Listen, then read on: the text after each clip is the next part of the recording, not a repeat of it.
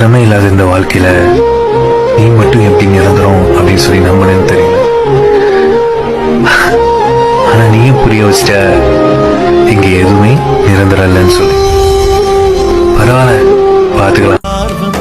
இடையில் இன்பத்தை கெடுத்தது பறவைகள் கூட்டிலே கிளையை முறித்தது கனவில் பூக்கும் பூக்களினை கைகளில் பறித்திட முடிவதில்லை. காதலை மறக்க உலகத்திலே மருந்துகள் எதுவும் கிடைப்பதில்லை.